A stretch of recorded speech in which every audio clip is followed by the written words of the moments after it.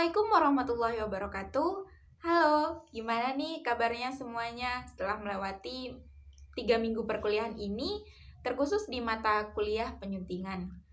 Nah, saya merupakan salah satu dari perwakilan kelompok 1 yang akan menyampaikan materi mengenai mengapa sih tulisan itu perlu disunting. Anggota kelompok kami terdiri dari 9 orang.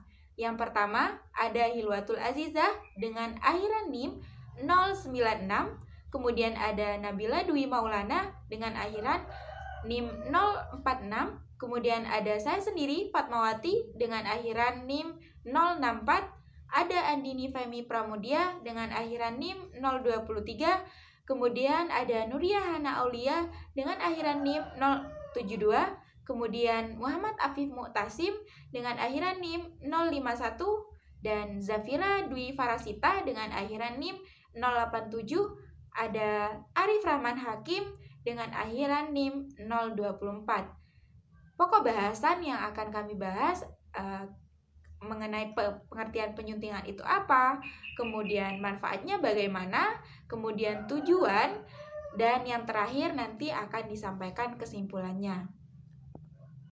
Oke, pada slide pertama ini saya akan menjelaskan mengenai pengertian penyuntingan. Nah, kalau penyuntingan itu berarti kegiatannya, sedangkan orang yang berkegiatan menyunting disebut dengan penyunting atau dikenal juga dengan istilah penyunting naskah. Nah, penyuntingan ini berarti menghasilkan atau mengeluarkan ke depan umum.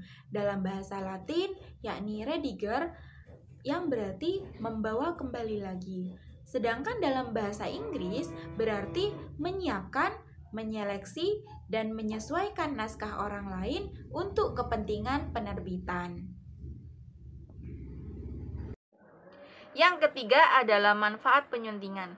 Penyuntingan merupakan pekerjaan yang melibatkan 3 komponen, yaitu penerbit atau penyelenggara program siaran, yang kedua ada penulis, dan yang ketiga adalah pembaca. Penyuntingan diperlukan untuk menjembatani ketiga pihak tersebut. Artinya, penyuntingan diperlukan oleh ketiga pihak tersebut. Manfaat dari penyuntingan sendiri yaitu memperbaiki kesalahan pada isi teks, mengetahui isi teks, melatih ketelitian penyunting, dan melatih kecermatan. Pihak yang berkepentingan dalam penyuntingan, yaitu pihak penerbit atau penyelenggara program siaran. Penerbit adalah pihak yang memiliki modal, dan juga pihak yang memandang bahwa setiap pembaca adalah raja yang harus diberi kepuasan setiap kali membaca sebuah terbitan. Prinsip ini tentu dipegang oleh seluruh penerbit, baik penerbit buku, tabloid, surat kabar, atau majalah. Kedua adalah penulis. Penulis adalah orang yang menuangkan ide dan gagasannya melalui sebuah tulisan. Sebuah tulisan pada umumnya dimaksudkan agar dibaca orang lain. Tulisan dimaksudkan agar dibaca orang lain, yaitu memiliki arti seolah-olah penulis sedang berhadapan dengan para pembaca. Yang terakhir adalah pembaca atau pendengar dan penonton.